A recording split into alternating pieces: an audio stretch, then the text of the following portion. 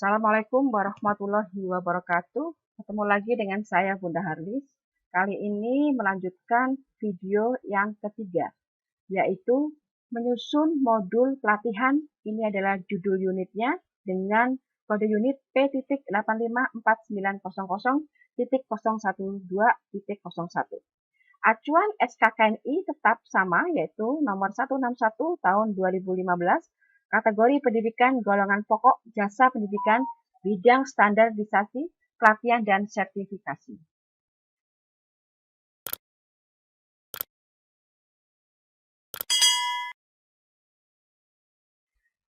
Contoh yang diangkat tetap melanjutkan yang pertama dan kedua, karena sampai video terakhir 10 nanti, yang ke-10 tetap harus acuannya sama. Buku yang dibuatkan modul adalah identifikasi kebutuhannya, bidangnya adalah bidang tata busana.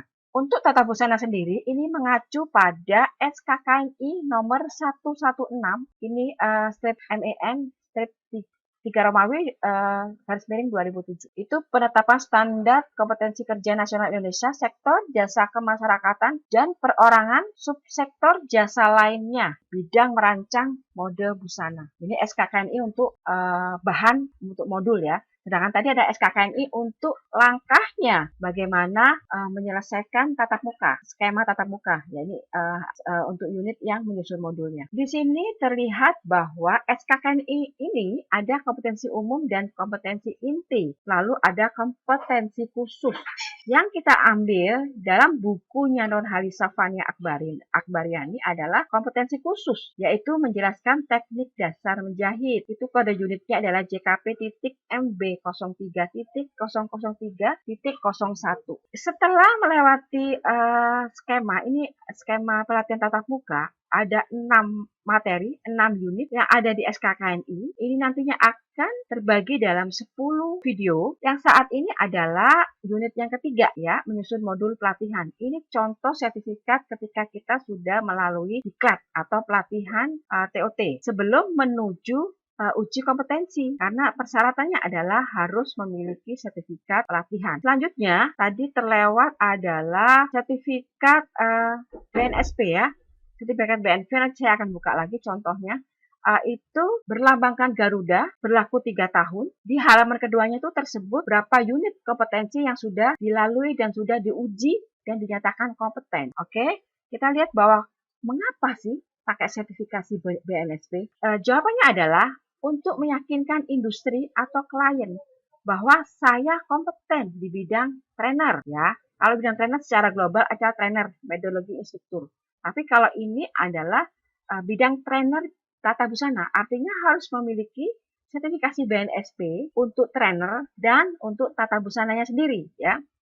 Nah, kemudian ini tujuannya, manfaatnya adalah mendapat pengakuan profesi dan kompetensi dari negara, lalu membangun career path dan kepercayaan diri sebagai nilai tambah bagi calon tenaga kerja dalam proses rekrutmen, memenuhi tuntutan sistem industri yaitu ISO dan SNI, yang mengharuskan penggunaan personal kompeten, yaitu personal yang memiliki sertifikasi resmi. Ini adalah unit untuk metodologi instrukturnya, menyusun modul pelatihan kerja. Elemen di sini berfungsi sebagai bab.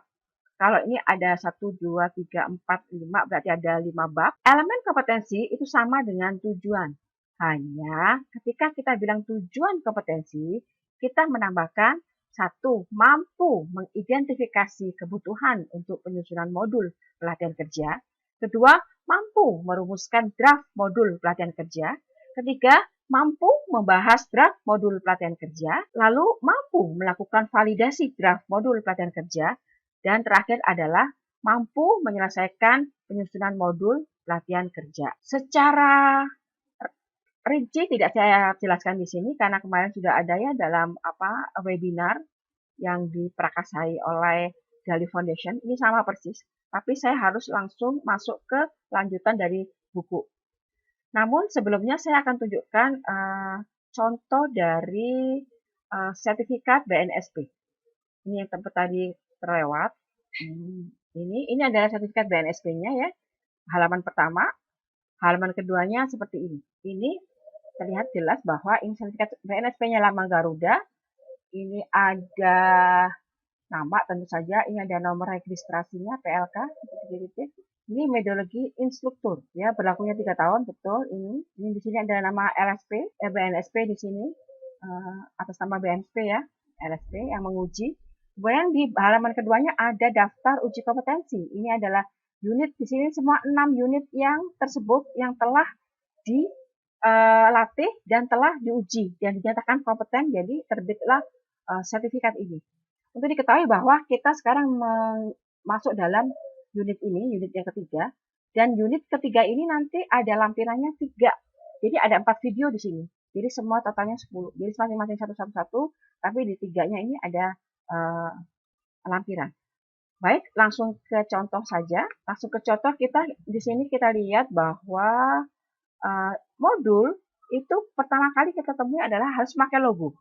Logo di sini adalah lembaga diklat. Lembaga diklat berkewajiban untuk membuat modul. Lembaga diklat berkewajiban untuk memberikan bahan ajar.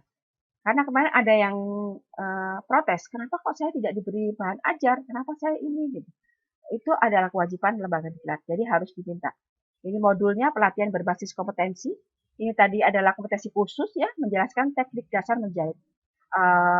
Ini adalah apa? Kode unitnya JKP.MB03.003.01. Ini identitas lembaga khusus dan penulisnya. Tahunnya 2020 karena baru.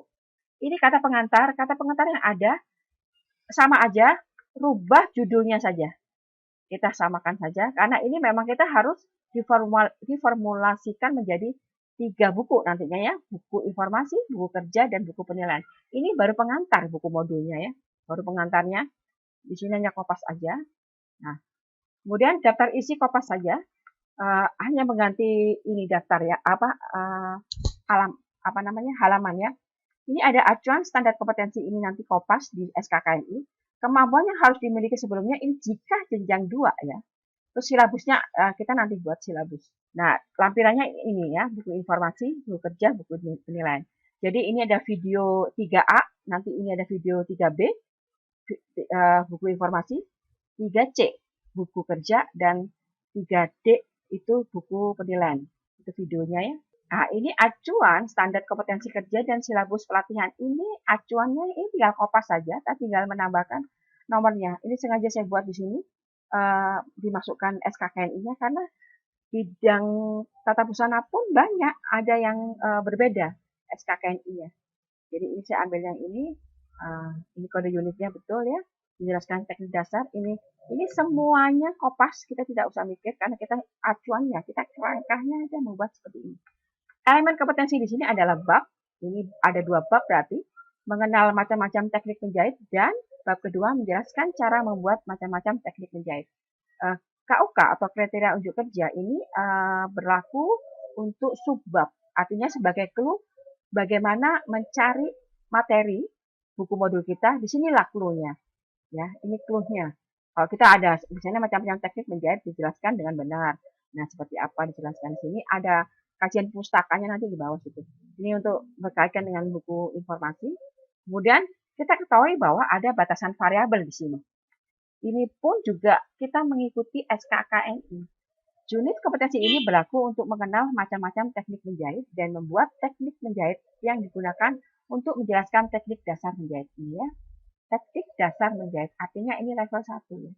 Nah, ini kedua adalah perlengkapan untuk mengenal macam-macam teknik menjahit dan membuat macam-macam teknik menjahit, meliputi ada modulnya. Ini ada modul tersendiri nih ya di dalamnya itu tentang alat-alat menjahit dan tentang menjahit tekniknya. Terus kemudian tugas mengenal macam-macam teknik menjahit dan membuat macam-macam teknik menjahit. Nah, ini bagaimana pengenalan alat-alat menjahit, itu tugasnya nanti. Bagaimana menjelaskan tekniknya itu sendiri ya. Nah, di sini tertulis bahwa peraturan untuk melaksanakan unit ini tidak memerlukan persyaratan khusus karena materi ini merupakan kompetensi awal. Artinya kemampuan sebelumnya tidak dituntut di sini ya, karena ini betul-betul awal untuk bagaimana menjelaskan cara menjahit, teknik menjahitnya. Nah, ini kita bicara panduan penilaian. Kita masuk ke buku kerja ini nantinya ya, buku kerja dan buku penilaian. Nih, kompetensi ini diuji secara teori untuk dapat mengetahui keterampilan dan sikap kerja untuk menjelaskan macam-macam teknik ya kan, keterampilannya apa, sikapnya seperti apa. Kondisi penilaian merupakan aspek penilaian yang sangat berpengaruh atas tercapainya kompetensi tersebut. Penilaian dapat dilakukan dengan cara demonstrasi, simulasi, workshop, atau bengkel kerja dan atau di tempat kerja. OJT ya, on the job training. Ini demonstrasi harus didemonstrasikan ya kalau menjahit ya, itu kan berhubungan dengan alat ya. Simulasi ya, ini sama latihan semua harus latihan karena alat bahaya kalau tidak latihan. Nah ini pengetahuan yang dibutuhkan, ini suatu pengetahuannya tadi ya. Pengetahuan tekstil dan konstruksi pola. Tekstil artinya ada macam-macam mungkin bahan, ada bahan katun, ada sutra atau bahan apalah banyak lagi. Terus konstruksi pola, polanya untuk apa misalnya ya? Apakah itu untuk hem, untuk blus, untuk blazer, polanya tentu berbeda, celana berbeda ya. Nah, keterampilan yang dibutuhkan adalah menjelaskan teknik menggunakan mesin jahit. Keterampilan yang dibutuhkan hanya menjelaskan keterampilan menggunakan mesin jahit. Hanya bisa menggunakan mesin jahit aja itu sudah kompeten di sini ya. Nah, tapi aspek kritisnya penilaian ini di sini ini kita ketahuan terlihatnya hati-hati ini untuk kompeten atau tidak kompetennya, lulus atau tidak lulusnya di sini. Ketepatan menjelaskan teknik dasar menjahit. Ketepatan menjelaskan kriteria kerapian penyelesaian teknik dasar menjahit. Ya, kalau nggak tepat berarti kan bahaya ya, tentu saja jarumnya, masangnya salah, ya jelasnya nggak tepat berarti bahaya. Kita lihat kompetensi kunci di sini ya. Mengumpulkan, mengorganisasikan, dan menganalisa informasi. Ini harus tingkat 1. Nanti ada informasinya, kita buat kajian pustaka. Mengkomunikasikan ide-ide dan menginformasikan. Punya ide apa, diinformasikan. Harus tingkat 1. Merencanakan dan mengorganisir aktivitas-aktivitas. Kita punya maksud selalu dari rencana dulu ya. Bekerja dengan orang lain dan kelompok. Ini harus jadi tim, kita harus bekerja sama. Menjahit itu kadang-kadang ada kalau di pabrik itu perbagian. Bagian ini, bagian itu gitu, ada perbagian. Tapi kalau di butik mungkin ada, kalau butik besar perbagian, tapi kalau butik kecil mungkin kita semuanya lengkap ya, satu baju itu semua yang menjahit satu. Tapi pola, apakah dia yang buat pola, apa ada bagian buat pola gitu kan. Ini adalah dibutuhkan satu teamwork, tim kerjasama. Kemudian menggunakan ide-ide dan teknik matematika. Nah, ini sudah ada perbandingan ya biasanya. Ini sudah tingkat 2-nya, sudah perbandingan. Misalnya diajarkan perbandingan berapa banding berapa gitu. Nah, kemudian memecahkan masalah pun ini sudah tingkat 2, ini sudah manajemennya ya. Terus tapi menggunakan teknologi adalah tingkat 1. Ini teknologi juga mesin jahit ini masuk dalam teknologinya. Karena mesin jahit saat ini itu sudah lebih canggih ya, artinya sudah menggunakan listrik, terus ada apa namanya, apa sih istilahnya beda-beda mesin jahit, ada beda sepatu atau apa gitu. Nah, ini kemampuan yang harus dimiliki sebelumnya kosong, tadi sudah disebutkan kan, karena memang ini adalah awal, jadi tidak perlu punya kemampuan sebelumnya. Nah, ini silabus pelatihannya adalah ini. Ini sebenarnya kopas yang video kedua ya, video kedua sudah dibahas, tapi nggak apa-apa sebentar dipaparkan sebentar. Ini judul tetap, kode unit juga tetap, ini sama semua. Ini elemen kompetensi ini ada 2 ya tadi ya, berarti ada 2 bab. Nah, kemudian ada 2 bab dan ada subbabnya ini subbab, kriteria unjuk kerja itu KUK adalah subbab, sebagai subbab. Terus kita ingat bahwa materi pelatihannya harus ada 3 unsur, pengetahuan, keterampilan, dan sikap. Terus kemudian ini di sini dari KUK ini dari kalimat pasif dijadikan kalimat aktif. Di sini ya bisa penjelasan, penjelasan atau menjelaskan sama.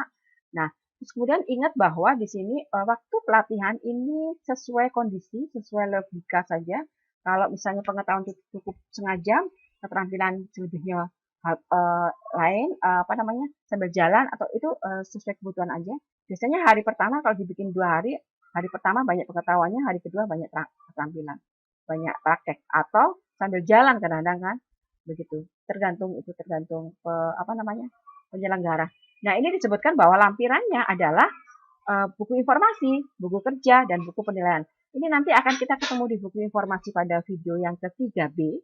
Terus kemudian selanjutnya video ketiga C itu buku kerja dan selanjutnya buku penilaian yang ke buku D ya, ini baru unit ketiga. Jadi demikian, semoga bisa dimengerti. Kita ketemu lagi di video berikutnya. Jangan lupa like, subscribe, dan memberikan komentar. Terima kasih. Wassalamualaikum warahmatullahi wabarakatuh.